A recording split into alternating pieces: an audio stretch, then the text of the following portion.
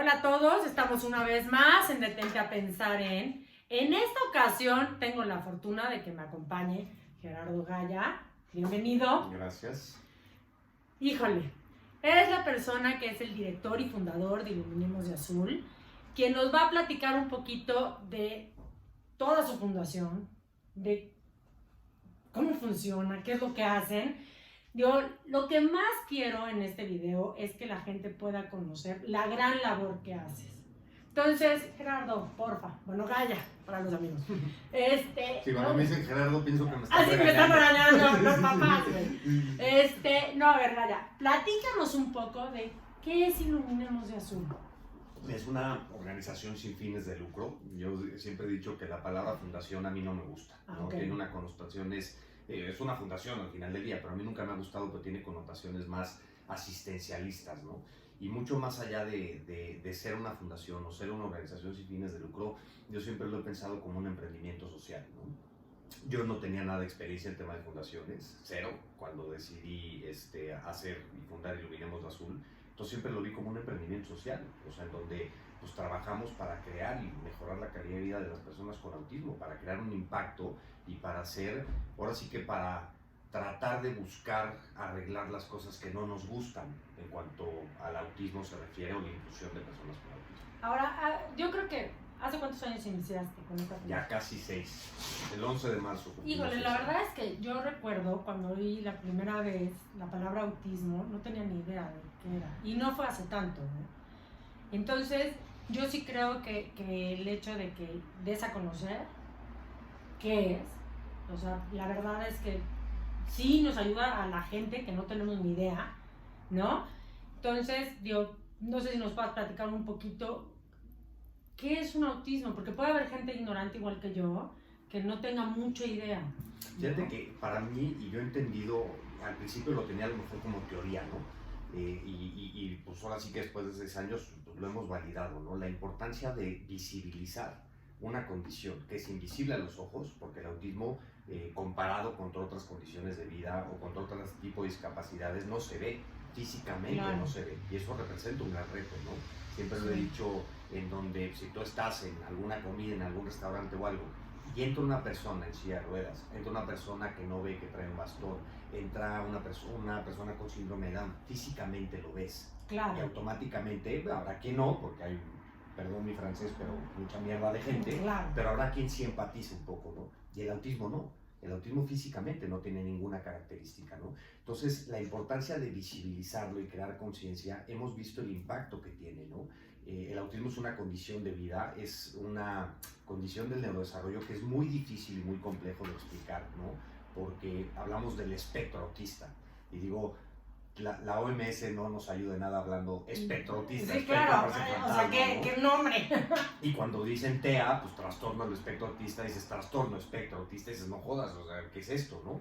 Y sí, como muchos, y como muchos padres, o sea, cuando te dan el diagnóstico de tu hijo, nunca les has escuchado la palabra autismo, ¿no? Ni siquiera mencionarla. O sea, hablamos primero de un espectro, y se habla de un espectro porque cada persona es diferente. Hay un dicho que a mí me gusta mucho que dice que si conoces a una persona con autismo, conoces a esa persona con autismo, ¿no? Okay. El autismo a grandes rasgos, digamos que afecta las relaciones sociales, la comunicación, la conducta y la integración sensorial de las personas, ¿no? Cuando hablamos de esas 4 cosas, o de esos 4 componentes, pues imagínate cómo se abre el abanico. Si hablamos de integración sensorial, hablamos de los sentidos, ¿no? De los sentidos, el gusto, el olfato y demás, claro, que pueden ser hiposensibles o hipersensibles a las reacciones o a los estímulos. Entonces yo digo, a ver, o sea, el autismo para mí, y la manera más simple de explicarlo es que es una condición de vida. O sea, una persona con autismo no se comporta como tú ni como yo, no se comunica como ni tú ni como yo, pero eso no quiere decir que esté mal. Y lo que es muy difícil es que no podemos generalizar, porque no todas las personas con autismo hablan, no todas las personas con autismo no hablan, no todas las personas con autismo tienen discapacidad intelectual, no todas no tienen discapacidad intelectual, ¿no? Entonces es una condición de vida sumamente compleja. Pero al final del día, pues yo digo, son personas como tú y como yo, con talentos, con habilidades, con competencias, que si bien hasta hace muy poco pues, prácticamente no se hablaba del tema, ¿no? Por estigma, por paradigma, por lo que sea, pues hoy, y es parte del trabajo que nosotros hemos realizado y que perseguimos, es que forme parte de la conversación. O sea, que forme parte, que normalicemos la conversación, ¿no? Claro. En donde yo poderme sentar contigo y decir, tengo un hijo con autismo o me acaban de diagnosticar a mí con autismo, no digo que sea lo más normal del mundo, pero que no sea un tema, que no sea un tabú. Y que no sea un estigma alrededor del tema, que no sea un tabú social como lo era hace 6 años, 8 años, 10 años, ¿no? O sea, yo de los primeros comentarios que recibo cuando recibimos el diagnóstico es, no le digas a nadie, te lo van a etiquetar. Como si contarlo, como si comentarlo fuera algo malo. Y al revés, el hecho para mí tiene varios efectos, ¿no? Como persona, el hecho de tú platicarlo, lo aceptas. Claro. Y eso empodera, ¿no? Claro. Y por otro lado, pues yo como digo, tampoco vas a tapar el sol con un dedo. Y hemos visto, y digo, además, yo como papá lo he visto más de una vez, en donde llegas a un lugar y el hecho de que tú te anticipes y digas, oye, mi hijo tiene autismo, automáticamente todo cambia. Claro, ¿no? Totalmente, sí. En vez de llegar con el tabú, ¿no? Y no le digas sí, que nadie se dé cuenta. A ver, manéjalo así, ¿no? Ponlo ahí. Y entonces, ¿qué pasa? ¿No? O sea, creamos un estigma alrededor del tema. Ahora sí que la mejor forma de no crear un tabú sobre el tema es no crear un tabú sobre el tema, ¿no? O sea, ahora sí que la mejor forma de no convertirlo en un tema es no haciéndolo un tema, es normal. Exacto. Entonces, normalizando la conversación, pues lo hemos visto. O sea, y hemos visto cómo el tema de visibilizarlo, de crear conciencia, ha tenido unos efectos muy positivos en el diagnóstico temprano, ¿no? En papás que, por ejemplo, sospechan que algo no va bien y actúan antes, ¿no? Antes de que, pues, no te digo que sea demasiado tarde porque nunca va a ser tarde, pero actúan en etapa temprana, ¿no? Hay mayor aceptación porque es más normal. Una de las cosas que me pasó a mí, por ejemplo, cuando empezamos con un video de los futbolistas muy padre, que por ahí está en YouTube, si buscan Iluminemos de Azul y lo pueden ver, pues salen 23 estrellas del fútbol, 6 campeones del mundo. No, voy a poner tu página y voy a poner toda la información para que evidentemente todos te vean y te sigan, ¿no? Y en una anécdota muy padre, pues cuando sacamos el video para visibilizar y para crear conciencia, ¿no? Y en un centro terapéutico, un día a mi suegra llega a un centro terapéutico y cuando le dicen, ¿no? Pues que es la abuela, que es la suegra de Gerardo Gaya, de la campaña, del video, se le soltó llorando la persona, o sea, diciéndole gracias, porque gracias a ese video me di cuenta que no estaba solo. Ah, ya, me pongo chinita. Entonces, nunca sabes, o sea, y el tema de visibilizarlo, y he tenido así que hoy la oportunidad de platicarlo con muchos papás de cómo el hecho de que forme parte de la conversación, de la agenda político-social, o sea, que sea más normal el tema, pues ha tenido un efecto muy positivo en la vida de no, y una inclusión, ¿no? Además, o sea, es que si los papás no incluyen a su hijo, ¿cómo esperas que todo alrededor lo incluya si yo tengo un tema? Y ese es uno de los ejes de trabajo que hacemos del empoderamiento de los padres, ¿no? Digo, la palabra empoderamiento a lo mejor ya está muy trillada o muy triviada con el tema del empoderamiento de la mujer, lo que quieras, ¿no? Sí, bueno. Pero es lo que es, ¿no? Porque yo digo que la inclusión comienza en casa. Claro. O sea, si tú no lo aceptas, ¿de qué te quejas que no te lo aceptan en un colegio? Si tú no lo aceptas y no lo llevas bien, ¿cómo esperas poder tener una calidad de vida? Tú, tu hijo, tu familia y todo tu contexto, ahora sí que tu primer entorno, ¿no? Amigos, etcétera. Entonces, parte de lo que buscamos es crear conciencia, visibilizar, brindar apoyo a familias en donde damos talleres de empoderamiento, damos capacitación, formación, etcétera. Tenemos una línea de apoyo emocional, damos acompañamiento durante el proceso de diagnóstico, tenemos sesiones hoy virtuales de apoyo como grupo de autoayuda, literal, como sesiones de apoyo. ¿Pero qué se llama? ¿Por medio de Zoom? Sí, literal, y con una metodología de facilitación, se llama facilitación de conversaciones complejas o algo así, en donde hay facilitadores y demás, porque pues está comprobado, no hay mejor terapia que la terapia de grupo. Claro. ¿no? Y entonces brindamos mucho apoyo a familias y también trabajamos mucho en temas de incidencia pública, ¿no? Hemos impulsado desde la ley general hasta 14 leyes, algunas con algún éxito, otras no. Una de las grandes victorias del año pasado para nosotros, aún con la pandemia, fue la ley de autismo en la Ciudad de México, que estuvimos ahora sí que muy activos ahí. Y al final del día digo, a ver, todo lo que forme parte de la conversación, de la agenda política, ¿no? Y toda acción que mejore la calidad de vida de las personas con autismo y de sus familias, ¿no? Ok. A ver, tocamos un poquitito el tema de la inclusión, pero creo que lo habíamos tocado cuando estábamos platicando antes de grabar. Yo creo que ese sí es un foco rojo, porque a mí sí me ha tocado gente como muy cercana a mí, que su hijo tiene cierto problema, no autismo, cierto problema, el que sea, y resulta que los últimos que quieren aceptarlo son los papás. Y entonces piden que todo el mundo los acepte, pero resulta que ellos no lo aceptan. Y entonces te echo la culpa a ti, que tú no... Pero entonces hay un tema en donde yo no lo acepto. Yo sé que ese tema es bastante extenso y sé que da para mucho. Da para mucho, pero sin embargo, ¿podrías darnos así como 2, 3 puntos claves que hayas visto tú para estas familias que no acaban de aceptar este tema? Mira, para mí es un tema de miedo, ¿no? Es un tema de dolor y es un tema de duelo, ¿no? Pero yo parte de lo que he aprendido, para mí el proceso de duelo no deja de ser, igual, y a lo mejor va a sonar incongruente con lo que voy a decir, ¿no? Pero cuando hablamos de duelo hablamos de pérdida, ¿no? Sí, claro. Cuando hablamos de pérdida ante una condición de discapacidad, una condición de vida o cualquier complejidad de vida, cuando hablamos de una pérdida, ¿qué perdiste? Claro. Tus expectativas como papá. Claro. ¿No? O sea, porque como digo, ahí está. ¿No? Claro. O sea, y necesita de ti porque ahí está. O sea, lo que tú. Entonces, ¿quién tiene el problema? Tú. ¿No? Claro. Y luego, cuando hablamos de procesos de duelo y las 7 etapas del duelo y todas estas cosas, ¿no? Cuando hablamos de temas de discapacidad y algo de lo que hemos aprendido es que es un duelo permanente, ¿no? O sea, más que permanente, constante, ¿no? Claro. Porque regresa.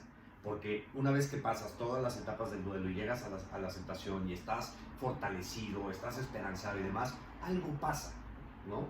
Te lo bullearon en la escuela, fuiste al súper, te la pasaste el carajo, no falta... ¿Y sientes que es como un pasito para atrás? Sí, y no un pasito, o sea, te derrumba y otra vez se vuelve a empezar, ¿no? Entonces es un duelo infinito. Y aparte el dolor de padre, porque cuando se meten con tus hijos, o sea, sacan las garras, ¿no? Y entonces, ¿qué pasa? Que los papás estamos acostumbrados a tener un escudo, ahora sí, una espada, ¿no? Y meterse, como Sansón. No, y como dice Daniel Javif, o sea, ya traigo soldada, o sea, ya no es mi brazo, ya es mi espada, ya está soldada, ¿no? De las miles de veces que me he tenido que enfrentar contra el entorno, ¿no? Y yo es donde resalto otra vez la importancia de la concientización, ¿no? Porque yo digo, pasamos de ese niño necesita una nalgada a un está todo bien, te puedo ayudar en algo. Claro. ¿No? Híjole. Ya, y te cambia. O sea, y eso cambia son dos vidas. polos. Y eso cambia vidas. O sea, no es de que cambie días, cambia vidas. Yo te lo puedo decir como papá, bueno, las 1001 historias que te pueda contar, ¿no? Pero nos ha pasado de casi acabar a madrazos con un güey en una mesa al lado, ¿no? O me ha pasado de que, claro, acaba comiendo en la mesa de al lado. Claro. ¿No? O sea, y depende de la empatía. O sea, literalmente depende de la empatía, ¿no? Una vez me pasó que agarré y me quité la pulsera, literal, así, se la di a Álvaro y le dije, vete a dar. Y llegó el cuate y cuando la vio se quedó así para atrás y me dijo, un cuate que acabó comiendo a Álvaro en su mesa, ¿no? Ay, no, me pongo chinita. La vio, se volteó y me dijo, oye, no era necesario. Y le dije, más de lo que crees. Sí, claro. O sea, porque de esos son garbanzos de la libra, esas experiencias son positivas. De las otras hay más. Entonces, constantemente estás en un proceso de duelo, ¿no? O de dolor. Yo digo, son dos cosas distintas, ¿no? Sí, claro. Y que te confronta, yo creo, contra tus peores miedos como padre, ¿no? La pregunta del millón de todo papá, ¿cuál es la principal preocupación de un padre? De cualquier padre, de cualquiera. ¿Qué va a hacer de mis hijos cuando yo esté? Cuando hablas de una condición de vida, eso se exacerba y es una preocupación constante. Y para mí, el tema no es qué va a pasar con tu hijo cuando... O sea, qué va a pasar con tu hijo cuando tú no estés, es ¿cómo vas a dejar tú las cosas para cuando tú no estés? Porque tú eres, o sea, sí, la probabilidad indica que tú te vas a ir antes. Entonces, ¿cómo lo quieres dejar? O sea, ¿quieres dejar no te voy a decir un problema, no te voy a decir una carga, quieres dejar una persona que no tenga ciertas habilidades de vida cotidiana y de vida independiente? O sea, ¿tú qué quieres para tus hijos? Yo qué quiero para mis hijos. Calidad de vida y vida independiente. Claro. Punto. Yo también. Y lo digo muy coloquial, chueco, roto, descosido, con, sin, como le quieran decir, ¿no? Pero eso es lo que quieres para tus hijos. Nosotros también. Entonces, ¿qué tenemos que hacer? Estar fortalecidos, empoderados, pues esas etapas que vivimos de duelo, de dolor, pues rapidito salir de ellas, porque entre más estés... Mira, esto es ley de vida. O sea, no es un tema de paternidad de una persona con una condición de vida. Es un tema de paternidad y punto. Claro. En la medida que tú estés bien, las cosas funcionan. Entonces, ¿qué es lo primero que tienes que trabajar como papá, como mamá y como papá y como mamá de una persona con autismo, síndrome de Down, cualquier condición de vida? En estar bien tú. Claro. Porque si no estás bien tú, si no lo aceptas tú, si tú no lo aceptas, ¿cómo esperas que tu otro contexto lo acepte? Y eso es por tabú. O sea, eso es por un estigma y por tabú social, en donde era el elefante en el cuarto, ¿no? Hace 40 años, 30 años, cualquier persona con autismo, con discapacidad intelectual o con síndrome de Down los escondía, Claro. los institucionalizaban. O sea, y era el elefante blanco en el cuarto y decir, oye, no se toca el tema. Sí, no existió. ¿Por? O sea, ¿Por qué? Y a la medida que nosotros como adultos lo empecemos a aceptar y lo normalicemos, ¿qué crees? Los niños también, ¿no? Y para mí ese es el valor de la inclusión educativa. Hoy todavía hay personas y desafortunadamente, porque lo hemos visto en colegios, de que ¿por qué va a entrar un chavo con síndrome de Down al salón de mi hijo, ¿no? Y se pierden de una oportunidad enorme. Porque, perdón, en cualquier programa de inclusión educativa, el que gana son los demás. Claro. El más ganón de todos son los demás, ¿no? Y lo hemos visto, te puedo decir como papá, te puedo decir como activista, en cómo ese valor de la inclusión, que más allá de inclusión es, ¿cómo te diré? Convivencia, diversidad, ¿no? Empatía. O sea, al niño fomentarle esa empatía a no señalar. Yo me acuerdo de cuando yo era chiquita, iba pasando a alguien con algún tipo de discapacidad, lo que fuera. No sé, no tenía pierna, lo que sea. Yo, mamá, no señales, ¿no? Entonces era como, pero ¿qué le No lo voltees a ver. No, y no lo voltees a ver, no hables del tema, y entonces cállate, y entonces... Y la verdad es que hoy... Y aquí no pasó nada. Ajá, ¿no? Y es un bicho raro y sobre eso no se habla. Pobrecito, déjalo, está Sí. enfermito, está Sí. malito. Está malito y yo sí creo que este tema de inclusión escolar, por lo pronto yo con mis hijas, que han tenido esa fortuna y ese regalo de en su salón tener a alguien que tiene una cierta discapacidad, ya sea que sean ciegas, que sean, yo van a un colegio de mujeres, que sean ciegas o que tengan síndrome de Down. Y la verdad es que yo las he visto muy empáticas hacia eso. Ya no lo ven como, mira, es ¿en qué te ayudo? Es normal. Es que viven con eso. Porque es normal para ellos, para ellos. Mira, a mí cuando me preguntan, ¿no? ¿Cómo es el papá de un hijo con autismo? Normal. Pues el papá. En mi propio contexto de mi normalidad. Para los niños, entre más sea normal eso, ¿qué pasa? Pues no van a discriminar. Claro. Pero en nada. Porque Claro. todo empieza a ser normal, ¿no? Nosotros no lo vimos. Yo lo he visto, por ejemplo, en la escuela con Álvaro, en una anécdota muy padre, que digo incluso en las conferencias. Un día llego, hace 2 años, casi 3. Entonces, te estoy hablando de niños de 9 años. Álvaro tiene 9 años. No, ya tiene 11. Okay. Pero en ese momento, o sea, te estoy hablando, o sea, para poner en contexto, de un salón de clases de niños de 9 años. Okay. Llego al salón, en una de estas actividades del colegio, estoy en el salón y llega uno de los amigos de Álvaro, ¿no? Y entonces de repente agarro, está ahí el niño, estoy platicando con el niño, ¿qué onda, podría saber? Y de repente le digo, oye, ¿tú sabes que lo que tiene Álvaro es autismo? Se voltea un niño de 9 años, me voltea a ver y me dice, ¿y? Sí. O sea, ¿por? Se volteó y me dijo, ¿y? Ah, no, pues nada más. Es como desayuné huevo. ¿Y? Ya, sí, good for you. O sea, se me cayó así y dije, órale.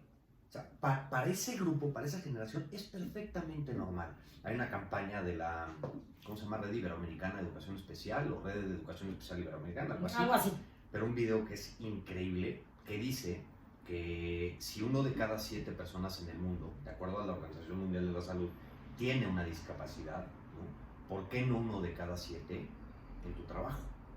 ¿Por qué no 1 de cada 7 en el cine? ¿Por qué no 1 de cada 7 cuando vas a un café? ¿Por qué no 1 de cada 7 en el gimnasio? ¿Por qué no 1 de cada 7? Claro. Y la respuesta es porque tú no fuiste a la escuela con ellos.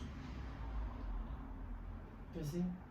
Para mí ese es uno de los principales valores de la inclusión educativa, en donde entre más, hay una frase que me encanta que dice que si enseñamos a los niños a aceptar nuestras diferencias como seres humanos, dejaremos de hablar de inclusión para hablar de convivencia. Exacto. Y aplica en absolutamente todo. Ponle género, ponle raza, ponle diversidad sexual, ponle Lo que quiera. lo que quieras, ¿no? Y esas generaciones, para mí el valor de esas generaciones es que van a crecer con otra, ya tienen otra mentalidad. Ya, de entrada. O sea, ya, como tú decías, hoy tu hija va a ver una persona que si no me da, no señala. Cuando sea lo que te pasaba a ti porque tú no los veías, ¿no? Claro. Y cuando nos damos cuenta de que de ese concepto nos beneficiamos todos los demás, híjole, o sea, es donde digo, y es parte de una de las conferencias que doy, que digo, cómo la inclusión es una oportunidad para todos, ¿no? Para todos los demás. Y tenemos que aprender muchísimo de eso. Ahora, hay un punto bien importante. O sea, estamos hablando de los niños, ¿no? Esos van a ser los del futuro. Sin embargo, el cambio empieza con la gente de nuestra edad. O sea, tú, yo y la gente que nos ve, bueno, la gente que nos va a estar viendo, es gente de nuestra edad en donde tiene la posibilidad de hacer ese cambio para generar esa conciencia y esa inclusión hoy en día en esta generación que viene abajo. Entonces, es como mucho invitar a la gente a que realmente, o sea, la gente que nos está viendo, que realmente incluyamos y seamos conscientes y empáticos ante este tipo de cosas. Porque los papás, que de repente pueden ser los que se quejen, ¿por qué entra él? Es gente como tú y como yo de esta edad, no un niño. Porque el niño diría, yo soy feliz de que me toque a mi lado. O sea, el niño es el que tiene menos prejuicios que el grande. El grande somos el problema, ¿no? 100%. Y de hecho una de las cosas que hemos empezado a ejecutar cuando hablamos de temas de inclusión educativa, nos empezamos a dar cuenta que si bien estábamos haciendo un muy buen trabajo con los niños, ¿no? Sensibilizándolos, normalizando la conversación, explicándoles qué es el síndrome de Down, pero más allá de explicarles qué es el síndrome de Down, qué es el autismo, es enseñarles que está bien ser diferente y que todos somos diferentes, ¿no? Pero también nos damos cuenta de que eso nos puede servir de poco, hombre, sirve, pero puede no ser tan útil, porque cuando ese niño llega a su casa y dice, oye mamá, quiero invitar a María, quiero invitar a Pedro, que tiene síndrome de Down, que tiene autismo, es, híjole, no, porque está malito. Entonces, lo que es normal para él en el contexto escolar, resulta que en su casa no. Entonces, ¿quién tiene los paradigmas? Nosotros, los papás. No, ¿y sabes con quién me pasó? Le hago una entrevista a Andrea Noval, y le digo así como este tema, es que si yo invitara a Jeros a mi casa, es un niño normal, y yo, o sea, me di como para él, dije, Dios, qué pena. Y te voy a decir, y está bien, o sea, no es que esté bien o mal, es lo que es, ¿no? Y eso es, yo creo que por falta de las cosas que estamos teniendo que hacer hoy en día, que es hablar de esto, ¿no? Pero falta de información, la neta. Y miedo. Yo digo, la principal barrera de la inclusión es el miedo a lo desconocido, ¿no? Sí. Y ojo, el otro día, después de haber dado, no sé, o sea, no sé si 300, 400, las que sean, ¿no? Conferencias, le pedí yo a la escuela de mi hijo que me dejaran darle una conferencia a los papás, claro, para poder empatar un poquito los conceptos, ¿no? Y por una sencilla razón y algo muy importante, ¿no? Para mí, cuando hablamos de inclusión y hablamos de empatía, es encontrarnos en medio, ¿no? Y cuando hablamos de encontrarnos en medio, también tenemos que hablar de lo que nos da miedo. Son mis miedos contra tus miedos. Claro. A nosotros, como papás, nos ha pasado de que de repente, oye, pues invitan a Álvaro a una primera comunión. El primero que se cagó fui yo. Claro, así. Lo debo de dejar ir, ¿no? Solo. Lo llevo, no va. Yo me quedo. No, la primera vez que me invitaron a un lugar, marcación personal. O sea, afuera de la casa, a ver, esperando el SOS, ¿no? Para entrar. Eso me pasó a mí. Del otro lado del escritorio, ¿qué te pasa a ti? Claro. ¿En serio? ¿Qué vamos a hacer? ¿Cómo le vamos a hacer y demás? Y no tenemos la conversación. Y es donde estamos jodidos, ¿no? Sí, en uno en pedir ayuda y el otro en decir en que te ayudo. Oye, o sea, ¿quieres que me quede o no? En otro colegio estamos planteando hacer una campaña de pregúntame. O sea, a todas las niñas de la generación, pregúntame. O sea, y a las mamás de las niñas, pregúntame. Quitemos o sea, que deje de ser el elefante blanco. Oye, ¿qué es el síndrome de Down? ¿Qué hago? ¿Cómo lo trato? ¿Qué es lo que tengo que...? Pregúntame. O sea, yo estoy abierto a contestarte, no me ofendes. Pero cuando no me preguntas es por tu propio miedo.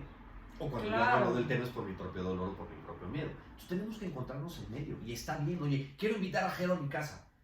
Y tu primera reacción es, pero tienes síndrome de Down, ¿no? No, yo sí. Yo dije, ¿y cómo va a reaccionar? ¿Qué va a hacer? O sea, claro, es mi miedo. Después dije, si no lo puedo manejar, y si no sé, come todo, no come todo. O sea, es una estupidez. Y lo fácil que sería levantar el teléfono Claro. y preguntar. Please, échame la mano. Oye, ¿qué hago? Sí. Perdón, no tengo ni puñetera idea, ¿qué hago? ¿No? Ah, pues mira, si pasa A, B, C, D, y si no, no te preocupes, estoy aquí a 20 minutos, o sea, ¿no?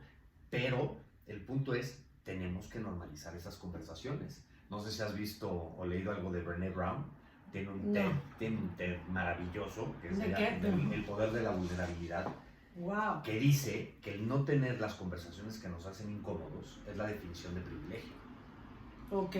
¿no? O sea, ¿qué pasaría si normalizamos una conversación alrededor del tema? Hay otra plática que me encanta de una argentina que no me acuerdo cómo se llama, pero que literalmente le habla a una amiga suya y le dice, oye, estoy en shock, acaba de nacer el hijo de Pedrito, pero estoy muy preocupada porque no sé qué hacer, porque nació con síndrome de Down, ¿qué le llevo? Sí, claro. ¿No? Y se voltea a la cuarta y dice, llévale un regalo. Si nació Claro. un niño, ¿no? O sea, llévale un regalo. Es el miedo, es el prejuicio, es las falsas creencias. Ignorancia. Sí, Ignorancia. pero yo no cumplo, o sea, a mí no me gusta hablar de ignorancia, me gusta hablar de falta de información, ¿no? Ok. O sea, Claro, tienes toda la razón. porque yo no puedo juzgarte, yo no puedo decir que eres un ignorante porque no sabes de síndrome de Down o porque no sabes de autismo. No, pues cabrón, que mi pinche vida veo la palabra, yo no Sí, sé como la cuál. culpa, ¿no? Pero si es falta de información, pero si yo te facilito esa información como padre, vuelvo a lo mismo, la inclusión comienza en casa. Y si te pregunto, Ya. voy a saber.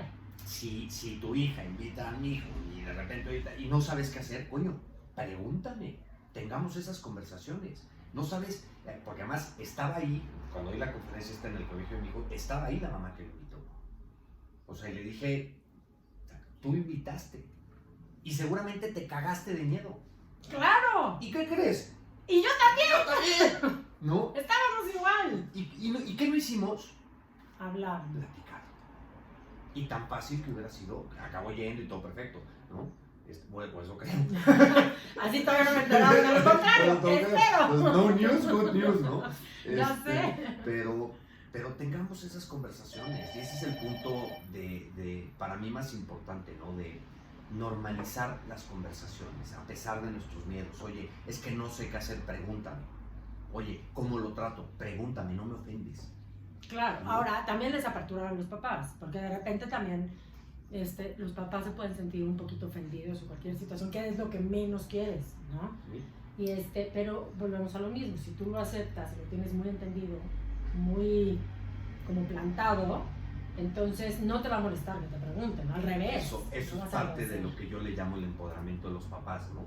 Que el poder hablar del tema Claro. sin dolor, ¿no? Que eso es para mí, pues para muchos puede ser un reto, pero el poder hablar del tema sin dolor, y es donde yo he llegado a la conclusión que el diagnóstico de cualquier condición de vida no es literal, es tan solo aquello que te haga a ti como papá vivir en paz. Llámale trastorno del espectro autista, autismo, Asperger, condición, llámale como quieras, ¿no? ¿Qué te da paz mental para que tú puedas hablar del tema sin dolor? Y que yo me pueda voltear contigo y te diga, tiene autismo y no pasa nada. Esa es para mí parte de la clave de la visibilidad, de la concientización, del empoderamiento de los padres y de todo el trabajo en el acompañamiento que hacemos para, por lo menos sonar trivial, pero para empoderar a las personas a un proceso de aceptación. Y más allá de la aceptación, de actuar, de hacer algo al respecto.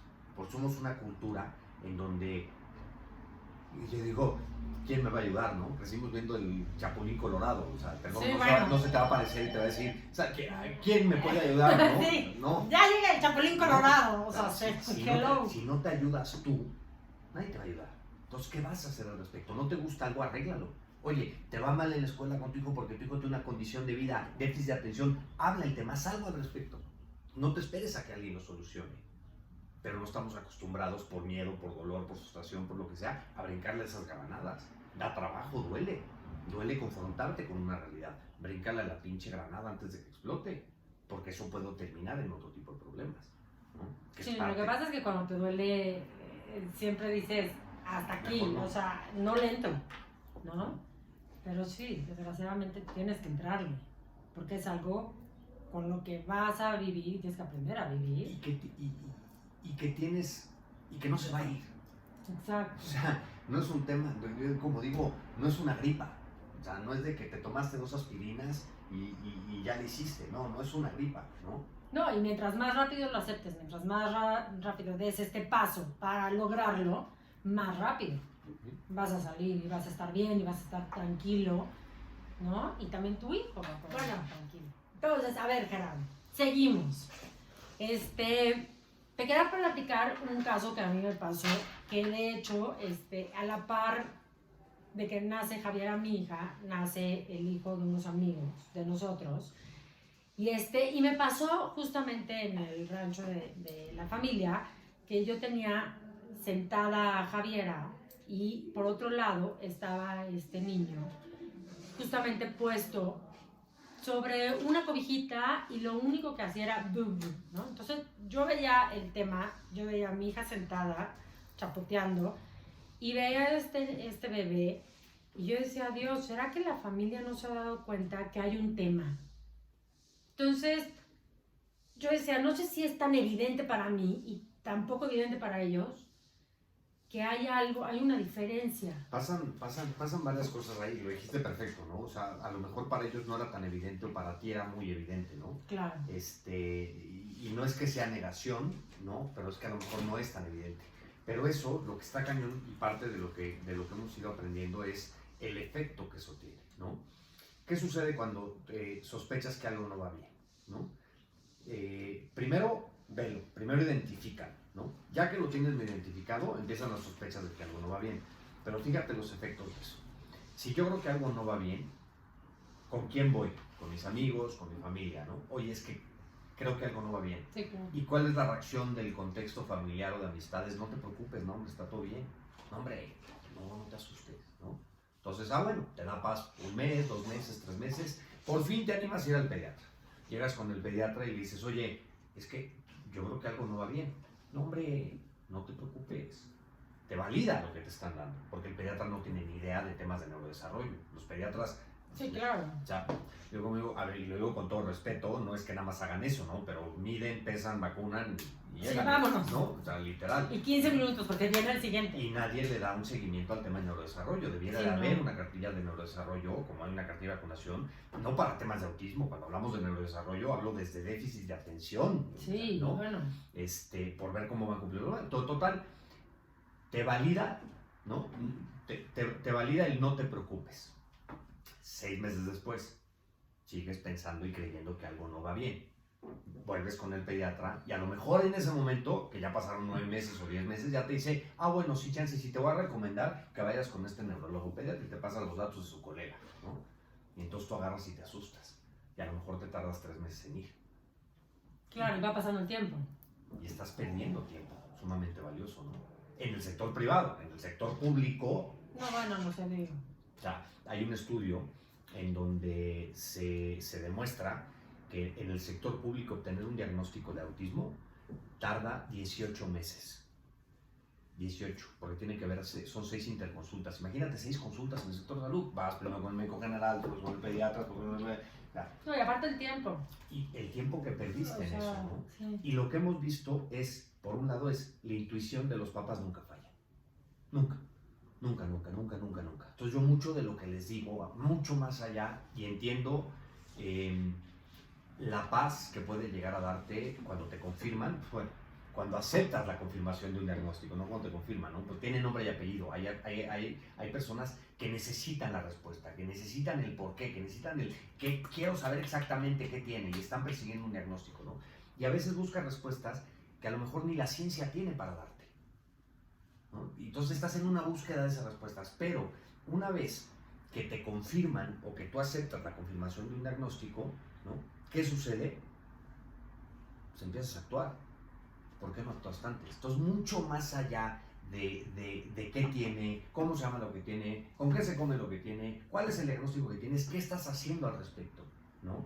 Porque sí sabemos hoy que la intervención temprana tiene un efecto mucho más positivo que una intervención posterior. Entre más rápido en temas de neurodesarrollo. Y luego también algo relativamente nuevo, no te puedo decir así es exacta cuánto tiempo, pero hoy sabemos que la pirámide del neurodesarrollo, la base, es la integración sensorial, el sistema propioceptivo y el sistema vestibular, que es el equilibrio, el balance, cómo interactúa tu cuerpo con el entorno y demás, ¿no? Esa es la base del neurodesarrollo. Entonces estamos llegando muy tarde, ¿no? A atender o hacer algo al respecto en muchos temas, insisto, no en temas de autismo, en temas de déficit de atención. Estamos llegando muy tarde, ¿no? Entonces, ante las sospechas de que algo no va bien, ¿qué tienes que hacer? Actuar. Y actuar no solo por la parte diagnóstico, ojo, actuar en el tema de decir qué hacer, porque hoy afortunadamente, número uno, hay mucho más información que antes. Hay un portal que se llama Autismo Diario, que te habla de todos los temas de neurodesarrollo y que tiene, creo que 1400 artículos al respecto, ¿no? A veces los pediatras no son la fuente de información más confiable respecto a temas de neurodesarrollo porque no saben, porque no estudiaron. Sí, claro. Otro tema que hay que capacitar, ¿no? Sí. ¿No? Y que hay que hacer algo al respecto en temas de tronco común, de medicina, de educación y de psicología, porque no saben de neurodesarrollo, ¿no? Sí, claro. Pero lo importante es qué estás haciendo al respecto. Si tú sospechas, o sea, pero a veces los papás creemos que es lo normal muchas veces, no es que mi hijo nada más quiere comer arroz. Perdón, pero sí, no, pero hay que hacer algo. ¿Qué estás haciendo? Entonces, mucho más allá, y lo que digo mucho yo es, o sea, mucho más allá de encontrar la causa, de ponerle nombre y apellido al diagnóstico, es qué estás haciendo al respecto, ¿no? Si tú notas, porque además, cuando tú como papá, y ahí te lo puedo decir en primera persona, ¿no? Cuando nace tu hijo, y cuando empiezas medio a creer que algo no va bien, o sea, lo que te despierta, es cuando convive con niños, ahora sí, con sus pares, con niños de su edad, y que de repente a lo mejor tiene 2 años y vamos a comer un día o nos vemos y se ven los niños y los dos tienen 2 años y yo al tuyo y digo, ah, cabrón, ¿y esta bala de dónde salió? Y ves al tuyo y dices, ah, caray, aquí algo no va bien. Claro. O sea, y más allá de buscar respuestas es qué estás haciendo al respecto, porque no te puedes esperar. O sea, yo digo que el peor error es la inacción, ¿no? O sea, lo único que no puedes hacer es no hacer nada. O sea, estás asumiendo un costo por no hacer nada muy fuerte, ¿no? Entonces, ¿qué estás haciendo en temas, coño, lo que puedas, lo mejor posible? Y que te digo que a mí uno de los mejores consejos que me dieron fue que un día me dijeron, Gerardo, lo mejor que puedas, nada más, hazlo lo mejor que puedas. Y cada quien lo hacemos, pues dentro de nuestras propias circunstancias, con la información que tenemos, con la educación que tuvimos, con lo inquietos que seamos, o sea, cada quien lo hace pues, lo mejor que puede, ¿no? Pues estamos hablando de tu hijo, o sea. Claro, siempre lo vas a hacer con todo el cariño y todo el amor. ¿Quién no quiere lo mejor para su hijo, no? Sí, yo creo que ese es un tema súper importante, porque de repente los papás, o sea, nosotros como papás nos juzgamos durísimo. Es que se hubiera hecho, es que lo hubiera nos encanta, ¿no? Y entonces, todo ese tipo de cosas, la verdad es que no ayuda, al revés, no suma, resta. Y entendernos que siempre lo hacemos con el mayor amor posible, con las herramientas que tenemos en el momento, que si fue lo mejor o no fue lo mejor en ese momento, porque eran las herramientas que teníamos. Y era lo que tenías en ese momento. Y dejar de ser duros con nosotros para empezarnos a abrir, dar ese paso, porque si también nos quedamos en ese reproche, es que no lo hice, es que yo creo que nos estancaríamos en ese punto y no llegamos a la finalidad que queremos llegar, o al punto que queremos llegar. Totalmente, ¿no? Y mira, para mí, bueno, de eso vamos a platicar después en primera persona, pero como organización parte de lo que buscamos y parte de lo que hacemos es justo eso, ¿no? O sea, justo que tengas información actualizada, ¿no? Ese acompañamiento en el diagnóstico, ¿no? Que muchas veces el simple hecho de estar presente hace una diferencia bestial. El hecho de que sepas que hay algo más allá que un diagnóstico te cambia la vida, ¿no? El acompañamiento que damos, las sesiones de apoyo que estamos teniendo virtuales una vez al mes, ¿no? Cambian vidas, o sea, porque empoderan, porque dan esperanza, porque facilitan información, porque hoy oyes de otro par como tú, ¿no? Como un papá, no estás solo. Y lo más importante, cuando te están dando en un proceso de diagnóstico sospechas o ya tienes el diagnóstico, independientemente de la etapa, edad o lo que sea, yo digo que lo que más nos hace falta a los papás es saber que alguien está ahí, ¿no? Y que alguien llegue y te diga, aquí estoy y va a estar bien, y esto también va a pasar, y está bien, y aquí estoy, ¿no? Cambia, o sea, cambian la vida. Alguien que te acompañe durante el proceso. ¿Sí? Es fundamental y eso es una de las cosas que hacemos, que tratamos de hacer cada vez mejor, cada vez a mayor escala para poder agarrar y poder, tenemos un network, una red de papás muy padre en donde hoy a ver quién está en Cuernavaca, quién está en tal lado, quién está al lado, ¿no? Le acaban de dar el diagnóstico de tal lado de tal, ¿no? O sea, hemos logrado crear esa comunidad para poder brindar ese acompañamiento, porque muchas veces como papá, el simple hecho que alguien esté para escucharte, cambia radicalmente el tema. Tenemos la línea de apoyo emocional, en donde pues, es una línea de apoyo emocional, no es una línea de un especialista de autismo, ¿no? Pero es una línea de apoyo emocional, es un especialista en salud mental. Claro. Suena terrible el nombre, está muy estigmatizado el tema de salud mental. mental. Sí, horrible, pero sí. Pero es alguien que te va a acompañar. Es alguien que le vas a poder hablar y decirle cómo estás, cómo te sientes, ¿no? Primera regla del duelo, o primera regla de las emociones es reconócelas, siéntelas, vívelas, no las tapes, no las omitas, ¿no? Entonces, pues, ahora sí que esos servicios brindados tienen un valor impresionante, ¿no? Y es parte pues, uno de los pilares ahora sí que de los ejes de nuestro trabajo, que con todo el tema de la pandemia, el gran reto que hemos tenido como organización, olvídate de sobrevivir, olvídate de los recursos, no abandonar a nuestra comunidad. Claro. O sea, y decirles, aquí estamos, ¿qué necesitas? ¿Qué podemos hacer por ti? Ese ha sido un reto bastante interesante, ¿no? Y como digo que a pesar de las circunstancias de la pandemia, el año pasado promulgamos 2 leyes. O sea, en Zacatecas y en Ciudad de México. Bueno, en Zacatecas tuvimos menos que ver en Zacatecas que en Ciudad de México, pero estuvieron presentes. Pero lo hicimos, o sea, ¿no? O sea, y algo padre, y algo que hemos ido entendiendo, ¿no? O que hemos ido aprendiendo. Afortunadamente cada ley nos queda mejor, ¿no? O sea, porque aprendemos de la que sigue y la que sigue y la que sigue. Esta de la Ciudad de México es la octava o novena que estamos directamente involucrados, y te puedo decir que le hemos aprendido. Claro, ahora vendrá la ejecución, ¿no? Yo como a mí mucha gente de repente me cuestiona, es que a mí de qué me sirve la ley.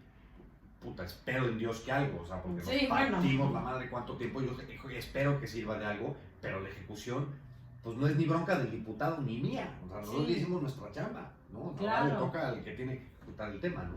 Es divertido, el tema de incidencia pública da para platicar horas. Bueno, no me imagino. Digo que es como jugar a House of Cards. No, bueno, igualito, o sea. Literal. Oye, Gaya, pues muchísimas gracias. Vamos a poner toda tu información para que la gente se comunique contigo.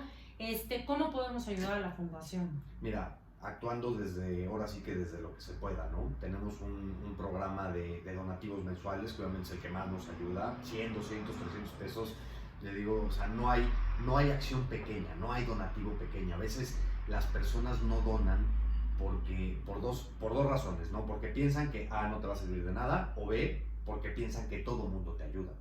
Entonces, yo he encontrado un patrón en donde veo que como todo mundo cree que todo mundo te ayuda, entonces nadie te ayuda, ¿no? Claro, o sea, ya tiene, ¿para qué? ¿Para qué? ¿No?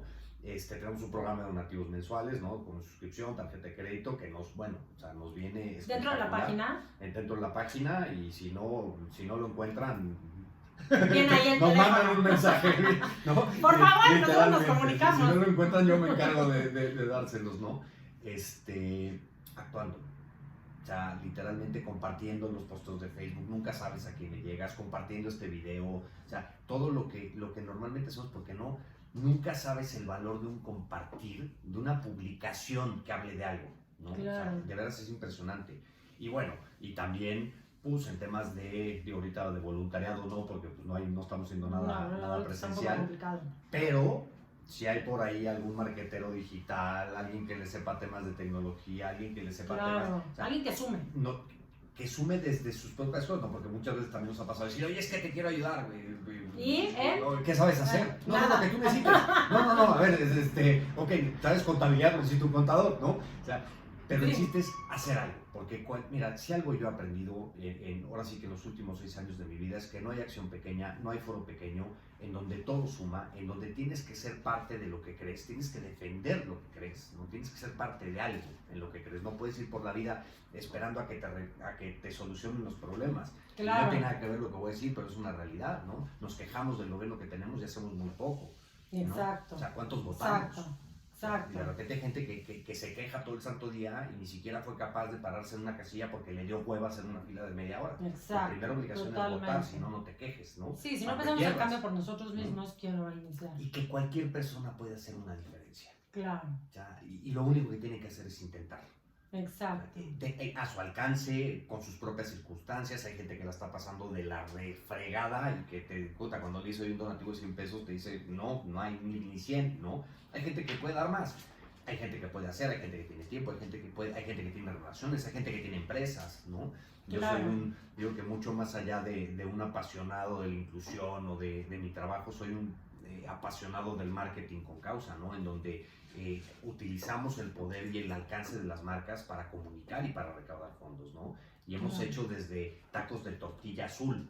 O sea, no bueno. Literal, o sea, hemos hecho de cambia tu tortilla en el farolito por 2 pesos y esos 2 pesos son para iluminarnos de azul, ¿no? Hemos sacado bolas azules, hemos brandeado un avión, hemos hecho campañas con el Rey León, hemos hecho copas de fútbol en Campo Marte, hemos hecho una cantidad de cosas aprovechando el valor y el poder de las marcas y el alcance de las marcas, ¿no? Para meternos en hábitos de consumo, para llegar a otras audiencias, para visibilizar.